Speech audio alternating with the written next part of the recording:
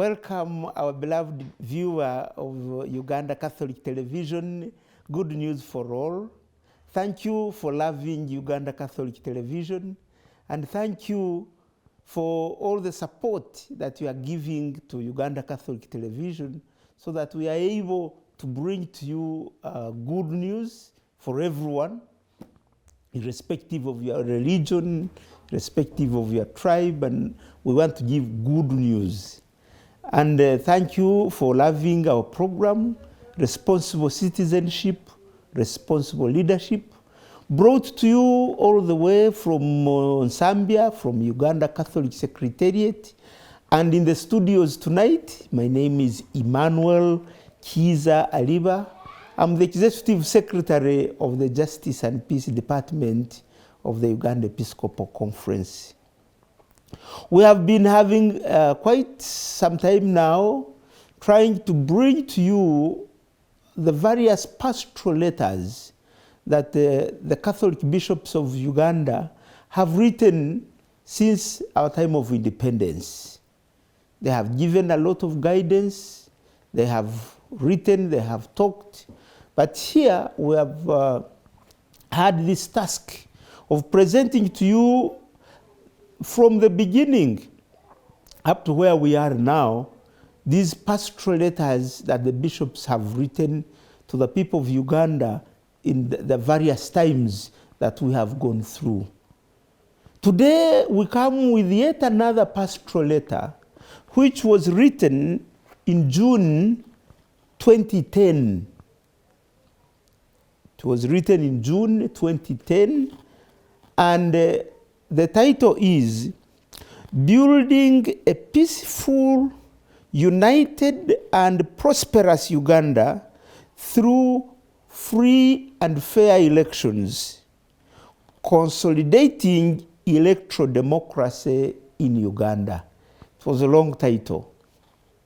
Building a Peaceful, United and Prosperous Uganda Through Free and Fair Elections, Consolidating Electoral Democracy in Uganda. You remember that in 2011 there was going to be elections. So they wrote this pastoral letter in June 2010 so that they help Ugandans to prepare them for the next elections that was due in 2011. The bishops had observed how Ugandans were moving from 1958, when we had our first elections of the Legislative Council, up to 2006, when we had the last election, before the letter was issued. The bishops had observed the situations in Uganda at the various times, and the bishops felt that they would give guidance in the forthcoming elections of 2011. Why? You know, the bishops had written already a letter. There are various letters, but one letter was during the times of constitution making, 1995. There was a letter that they issued towards political maturity. And they were saying, now that we are going to make our own constitution, and all of us have participated in making this constitution, now Ugandans can no longer consider themselves as immature in politics. After the constitution, we are now mature in politics. But this maturity was not being seen, especially during time for elections. that every election was marred with some, bad blood, with some hooliganism, with some fighting, spilling blood, and some death. In some elections, some people died before, during, and after political campaigns. So the bishops now had to issue another letter to guide Ugandans on how to participate effectively in political elections, in the elections that were to come in 2011. This is the purpose of this letter.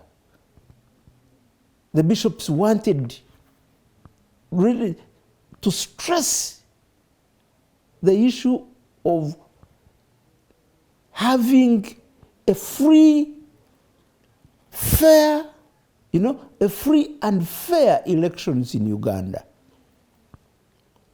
So they issued this letter. And this letter, they issued it to all citizens and people of goodwill in Uganda.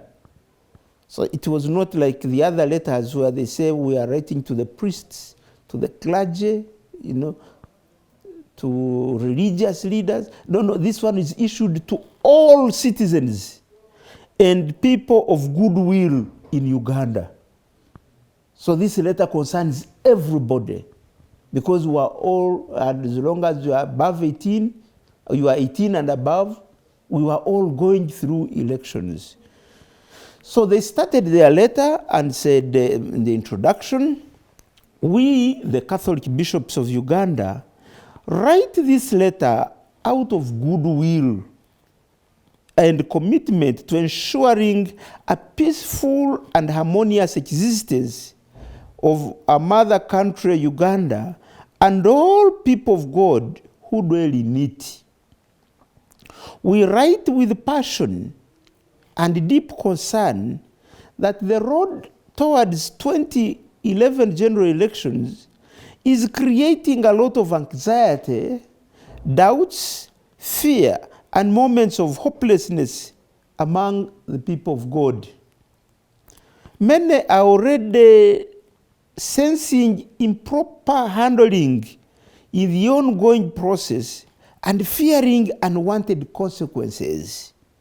We therefore call upon everyone to take on responsibility of ensuring that the 2011 general elections are another stage in the country's move towards a true electoral democracy in Uganda. As a department, we have a program called Deepening Multi-Party Democracy in Uganda. We go in the various districts and we train the local leaders at the district level, and sometimes when the district has few sub-counties, we even get the LOC3 chairpersons. We train them in the true meaning of democracy. Democracy. We have done that in several districts, and we are still continuing with some districts, including this year. We shall have also some districts trained, and also the journalists. We want to train the journalists so that when they are discussed, especially those who hold some political debates, would like to deepen the issue of multi-party democracy in Uganda. Because our people do not seem to understand the true meaning of democracy. We are taking it so personal, as if the world is coming to an end. Especially in Uganda when it comes to elections, it's like do or die. The people who really are so aggressive during elections time, and you can't imagine. So actually, because of this environment, some of us, including myself, possibly I would be a good politician. because I know some good history of our country, and I can manage a certain, I can be a good parliamentarian. But I fear to go in these politics because of what it is right now. So I said, no, I'll leave politics alone. Let me try to help Ugandans by educating them more about politics. So I took the part of being a teacher, of being an educator. That's the part I took instead of going to play the politics, until we get some good democratic principles well mastered by the society. Then we can see possibly my children will participate, but not myself. So towards elections, every time in Uganda, you find some tension here and there coming up. People think now being a member of parliament is a job. Instead of looking at it from the service point of view, from a service point of view. Somebody was making a joke. He said that there was one politician, you viewers, you look at me very well, that one politician was campaigning that you vote for me, you people vote for me, I will develop this area. I will develop this area. Now people are saying this area, did he mean developing this area, developing the stomach, or this area where he was? So he said, I'm going to develop this area, you vote for me, I will develop this area. When you see the sign, the way he was making it, was like he was going to develop the stomach instead of this area where people are. So people think now, once you go for politics, you are going to develop this area, So, dear viewers, the bishops, when you see the bishops coming out to write, to give guidance on an issue, then you know that now this is a very serious matter. So this is the letter they wrote. The bishops said in 2.1, they said the purpose of this letter.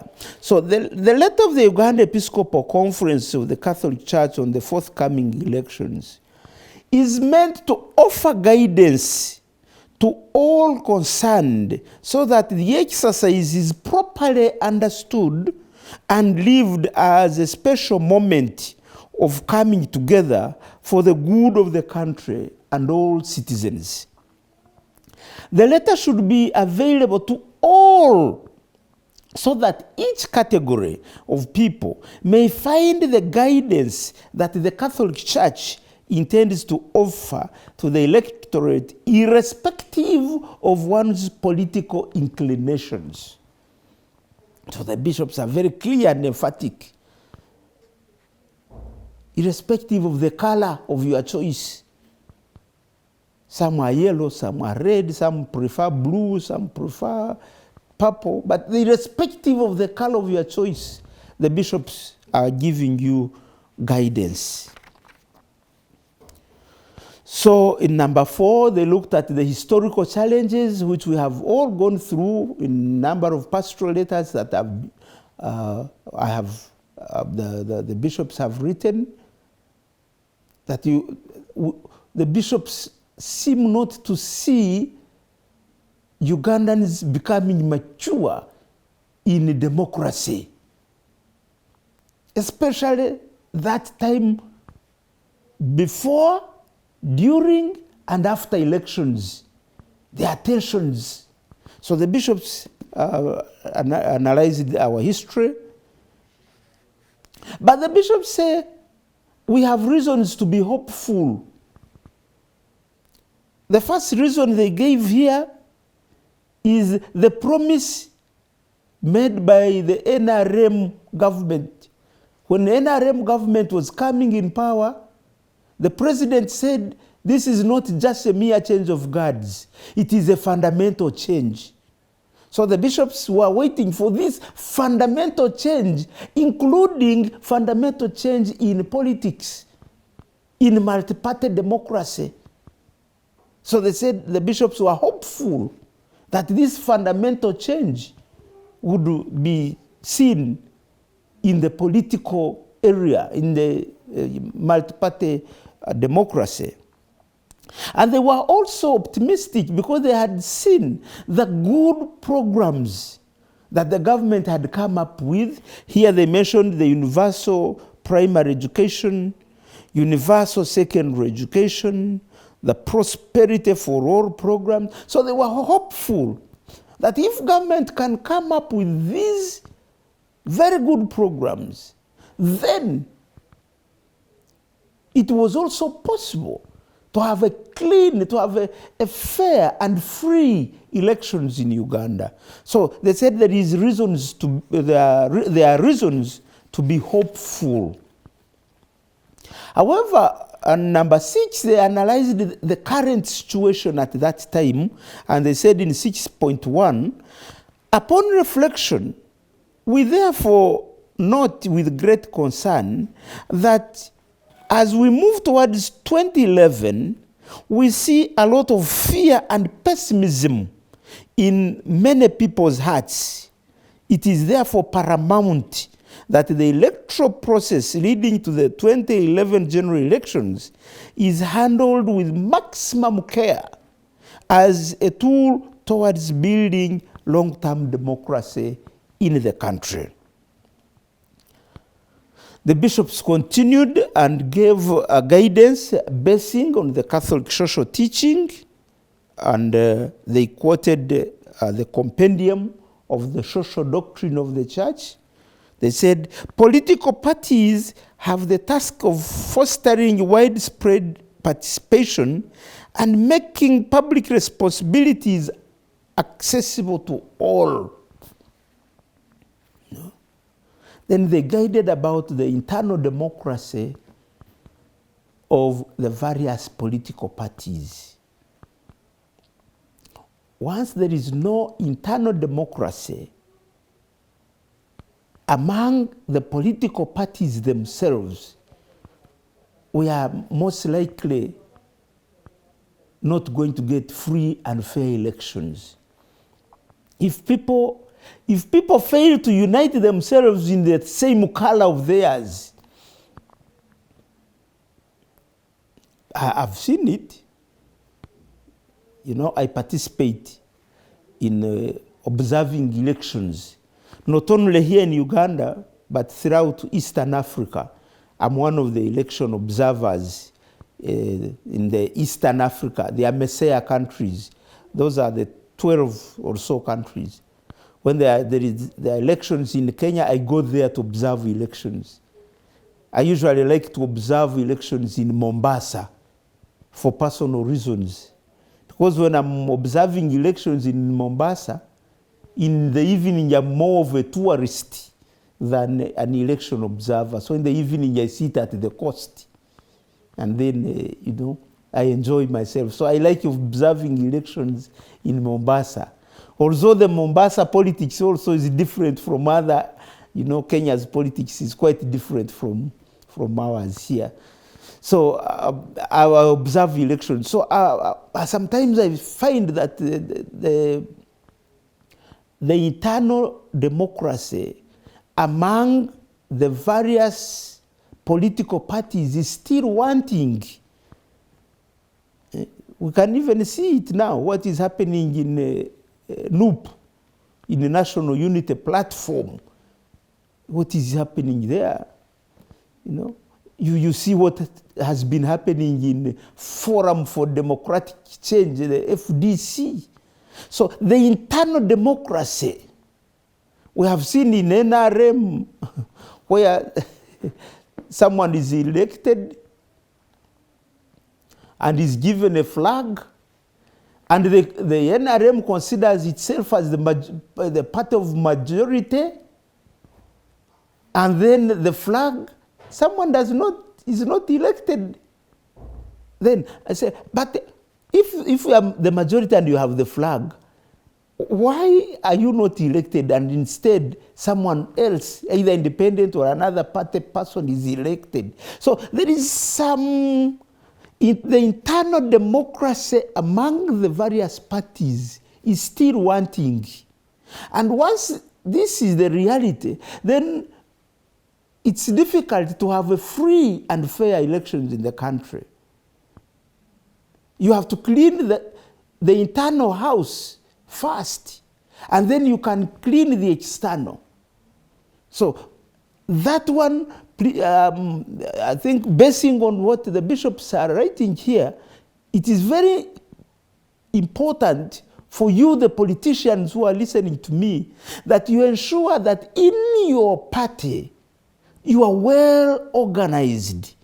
Once you are well organized, then we expect to get a free and fair election. If the various parties are not well organized, there is infighting, the in-house fighting among the various members of the same party, then we don't get the free and fair elections at the end.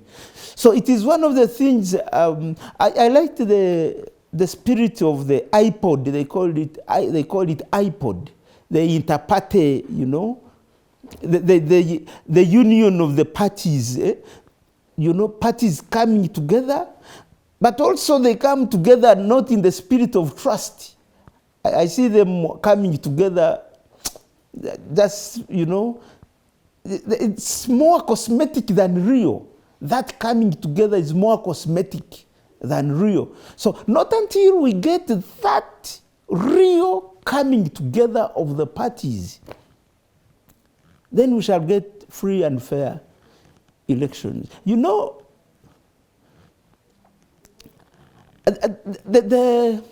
The politics, we have to turn this politics more, to remove politics from myself,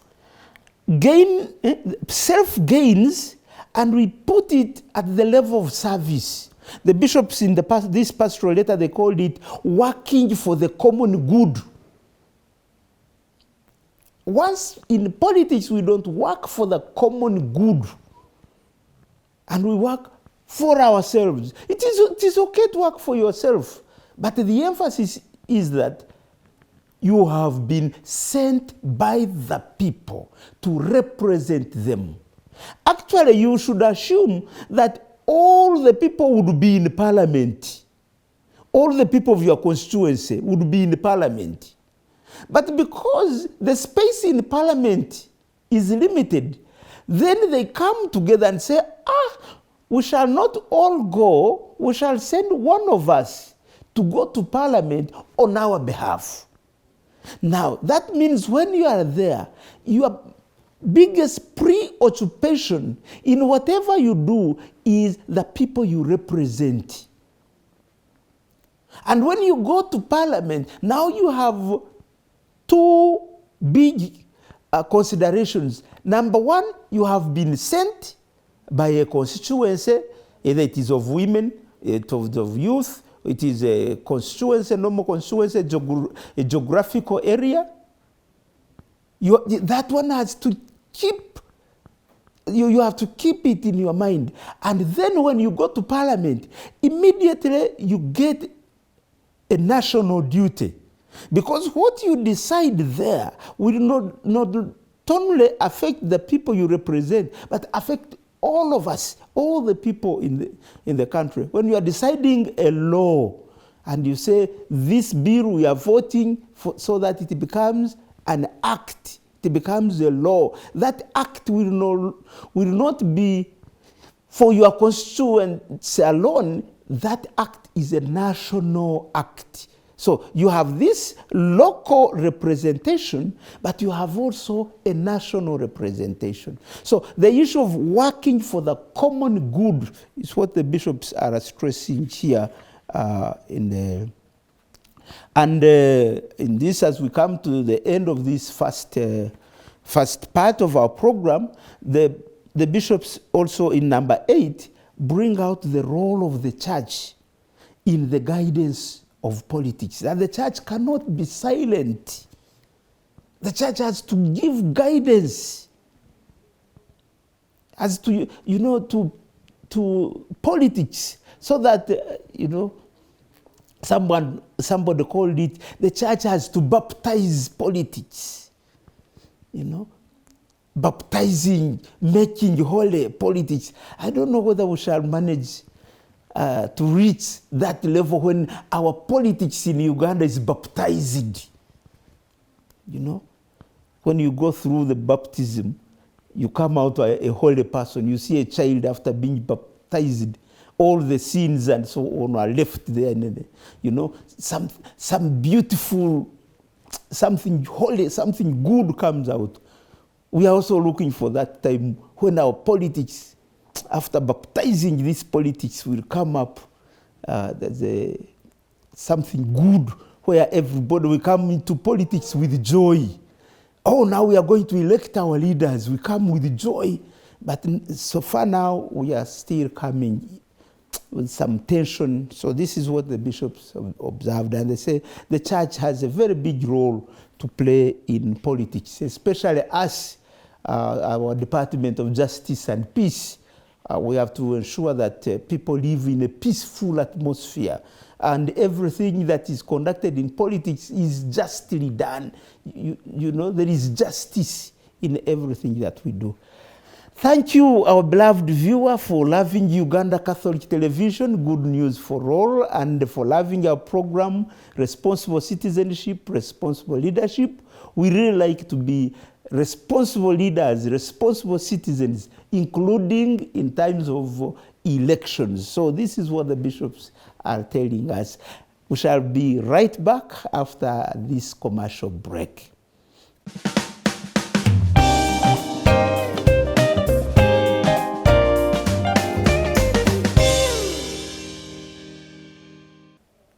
Welcome back from that commercial break.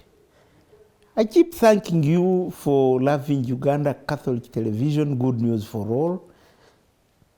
We don't take it for granted. Thank you for your love, and keep loving and supporting this television. The television that brings you good news. Who doesn't like good news? I think everyone likes good news. So then if you want to have good news constantly reaching you, then you may need to consider always supporting this Uganda Catholic Television. Personally, I love it. So it is part and parcel of me. I love the television because it brings us good news, and to all, not to a selected group of people, but to all. So before we went for that commercial break, we had started bringing to you the pastoral letter that the bishops wrote in June 2010, preparing people for the 2011 elections. And this letter, the title of this letter is Building a Peaceful, United and Prosperous Uganda Through Free and Fair Elections, Consolidating Electoral Democracy in Uganda. So now, in this second part, the bishops gave recommendations in number 15. They gave various recommendations. First, they dealt with the Electoral Commission. The bishop said in 15.1, the Electoral Commission must exhibit a high degree of impartiality necessary to win the people's confidence that they can organize free and fair elections, including showing a clear roadmap to democratic reforms and to hold free and fair elections devoid violence and intimidation. So the credibility of the Electoral Commission, the bishop said that body that is managing Uganda's elections has to be credible so that people may trust that this body is able to manage the electoral process. So that is the first recommendation. The other recommendation they gave was about the electoral law reforms. So the bishop said in 10.1, about the political community and the human person, the social teaching of the church reminds us that the human person is the foundation and purpose of political life.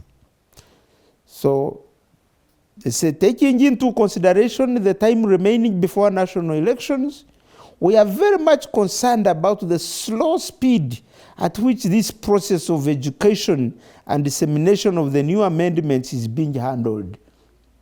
So the bishops are saying both civic education and electoral education, people should know these reforms that were carrying out, that were being carried out, people should know.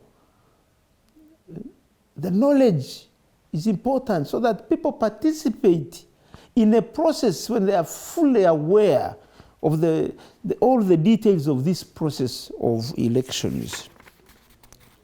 So he said it is very important that the intended electoral reforms would be in position in time in order to enable the holding of free and fair elections.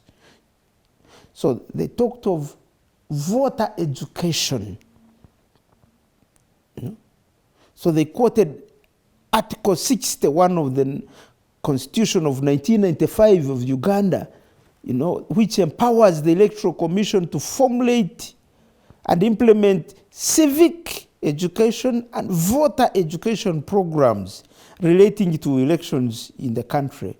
So civic education and voter education, now they are separated. Civic education is under the mandate of Uganda Human Rights Commission, and voter education is under the Electoral Commission.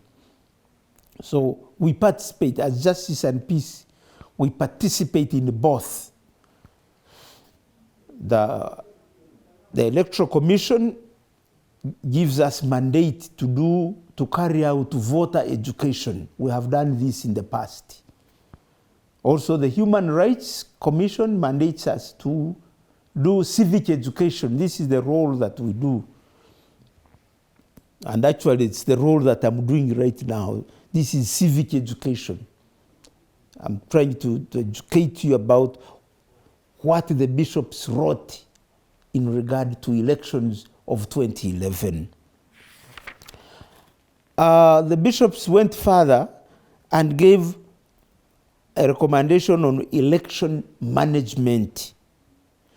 They said in 12.1, electoral management is essentially about the administration and infrastructure required to support the democratic process of elections. Successful elections do not happen without preparation and planning. So, preparation and planning. I saw it in Zambia. I went and observed the elections in the area called Sulwezi. Sulwezi is the last part of Zambia where there is a lot of mining in Sulwezi. So Zambia has gone a little bit ahead of us in regard to the preparations of elections. They are a little bit ahead of us. You can see even the last part, you see people are highly organized with the elections booth. Somebody stands to do the election, there is a booth. Here we throw in a box, in a plastic box. But the other, you have your election booth, So, and also they have a PVT, parallel vote tallying, to give good, credit to the Electoral Commission. They have PVT, the other side. So they're a little ahead of us. So the bishops are saying that this process has to be managed very well. Then they talked of election supervision and monitoring. This is the process of supervising the entire electoral process to ensure that the electoral law that governs the elections is observed. So where we participate, I do participate in every election. We are there as Justice and Peace to ensure that we observe these elections and write a report to our bishops so that they know where we were, how the process was organized. The bishops in 14.1 also gave a recommendation on the media freedom. So the bishop said, information is among the principal instruments of democratic participation. Participation without an understanding of the situation of the political community, the facts and the proposed solutions to problems is unthinkable. It is necessary to facilitate conditions of equality in the possession and use of the instruments of information and communications. Special attention must be given to the phenomenon of the news media to be controlled by just a few people or groups. So here they quoted the compendium of the social doctrine of the church, number 414. So the media freedom. So sometimes the elections, I think there was an election where, was it WhatsApp or this social media was switched off. The bishop said that should not be the way. People should access, whatever is going on, but they should not misuse, but they should access information.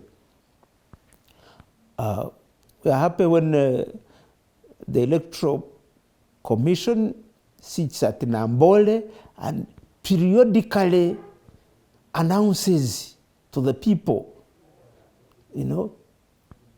after 1 hour, after 2 hours, an announcement is made in a transparent manner, where members of the various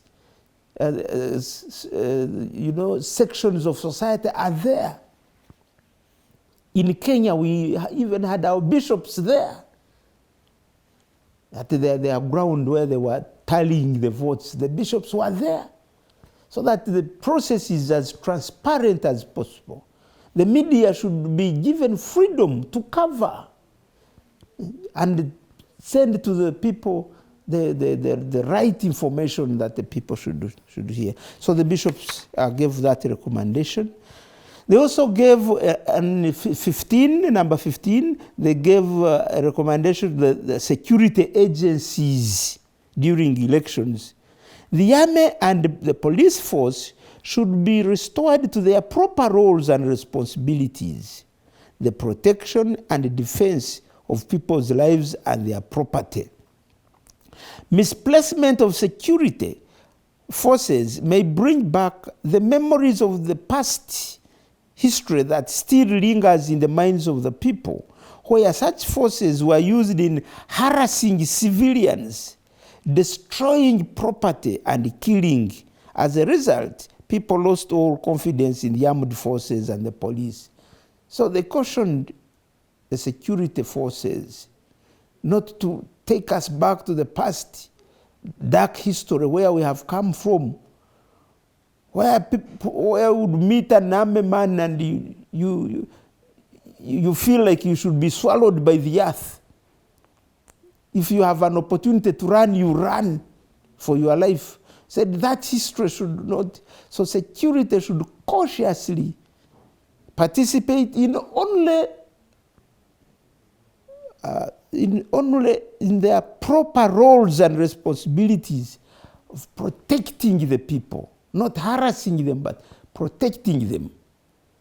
So I saw it in Mombasa.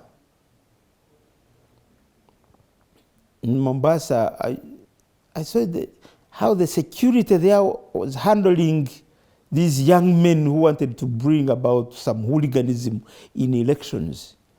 They couldn't allow them, but in a very peaceful way. Very peaceful. I saw it in, I think the place was called Kilimani. I don't remember the name very well, but I saw it in Mombasa, how the security was handling the situation. I was very impressed with the policemen, how they were doing their work professionally. So which is possible here in Uganda, but also sometimes the young men and women here incite the police during elections. Now, for sure, you young men who are looking at, who are viewing Uganda Catholic television, how do you use a stone? You throw it to the person holding a gun. That incitement is bad. You pick a stone, you throw it to the person holding a gun. Are you not inciting violence? Supposing he responds, for him, he will not use the stone, the stone, he will use something else. So sometimes we young men and women incite these security forces. I think let's go, cast our vote, and wait to hear whether your candidate has gotten more votes than the others, because you are entitled to only one vote. You have to convince others to get more votes for your beloved candidate. But sometimes the conviction is different. You may convince when the other one has convinced more. So you have to I call it winning honorably and being defeated honorably. You are defeated but honorably. You win honorably, So that is very important. So the bishops give that recommendation to the security agencies. Then the bishops also gave the recommendation for the electorate, that we call upon the electorate to be very critical of those vying for political office. Is their language a language of peace, unity, reconciliation, and hope? Do they respect the views of others? How does he or she answer questions from the people? The bishop said, a true leader is one who accepts victory or defeat according to the free choice of the majority of the people. He or she is ready to exercise the power for the good of the people and not just for his own good or that of his party. He or she educates the followers along the same pattern of morality. This one they quoted what the book, the pastoral letter that they had written in November 1980 called, I have heard the cry of my people. So those are the questions that they asked. So for those who are active in politics, the bishop said we have to respect ourselves, respect the processes, and respect what the people have decided. You respect the voice of the people. The bishops also gave a recommendation, number 17, about political parties and internal democracy, which I talked about at the beginning. There should be very good internal democracy among the parties themselves. If there's not good internal democracy there, we don't expect to get a good electoral process. They gave number 18 the role of Parliament. So they say we applaud Parliament for some positive steps to address issues of national concern, such as the plight of corruption and enacting some people-oriented legislations. However, the concern of coming up with special legislation on elections is still wanting. So say legislation has to pay attention to the electoral processes from the beginning to the end, so that proper legislations are done, and then we have free and fair elections. The bishops in number 19 also gave a recommendation to the executive, the cabinet. So they say the people of Uganda in 19.4, the people of Uganda would like to see an improved legal environment of the electoral activities. We need that environment where we move freely for these elections. In number 20, the bishops gave the role of the state, that government should recognize the fact that authentic democracy is not merely the result of a formal observation of a set of rules, but it is the fruit of a convinced acceptance of the values that inspire democratic procedures, the dignity of every human person, the respect of human rights, the commitment to the common good as the purpose and guiding criteria for political life. You know, these are very key. The dignity of every person, respect for human rights, commitment to the common good. So the state has to be committed to those key issues so that in every process there is free and fair elections. The bishops concluded their letter and said, in conclusion, the rulers and the ruled must have a commitment to protect the Constitution. It is therefore very important that the people of Uganda are closely involved in the process to improve our electoral system so that we can regard the system as our own and be ready to defend and protect it. We, the Catholic bishops of Uganda, would like to reaffirm the Catholic Church's commitment to work with all peace-loving Ugandans in the struggle to pursue a clean and clear path towards sustainable, democratic, free and fair elections in our country. We need to identify a common ground for a common good. By acknowledging our differences, we can find common ground on which together we can work for democratic changes and participation. Only when we perceive human dignity as the foundation of all human existence can we fully understand the need to struggle for a common good. As we move towards 2011, national unity is paramount and must override all other interests. We would like to see an open, free, peaceful, and democratic electoral process where all people, and most especially leaders, reach out with one message of unity, justice, peace, and reconciliation. So this letter was signed by His Grace John Baptist Odama, the Archbishop of Gulu and Chairman of Uganda Episcopal Conference by then.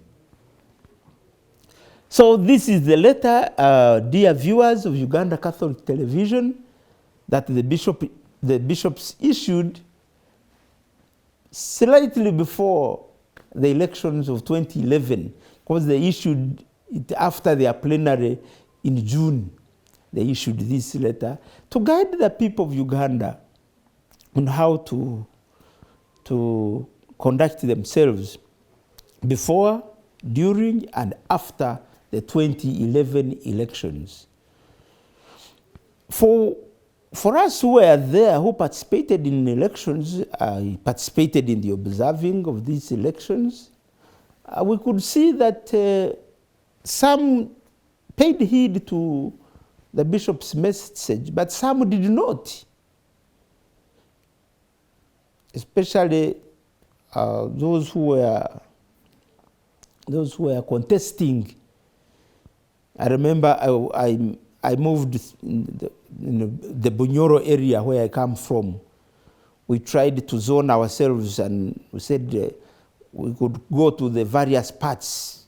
And because I am a voter myself, and my other staff are also voters, we decided to give ourselves to the areas where we vote from, so that we can vote very early in the morning, and then we move to see how the various areas are being, how the elections are being run. So we could see that some other people did not pay heed to what the bishops were teaching us about these elections. Some bad language, some fighting here and there. Why do I fight? Why do I fight when I'm not going to parliament? It is the other person going to parliament. He's going to represent me.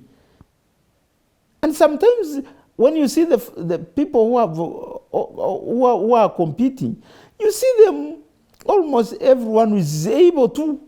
So either the other one goes or this one goes. But why do I fight really for those people? Why? Why do I lose my eye? Why do I lose my hand? Because of the people going to parliament. It doesn't bring any meaning. So we go, participate in the process, and go back home. You lose honorably, you win honorably.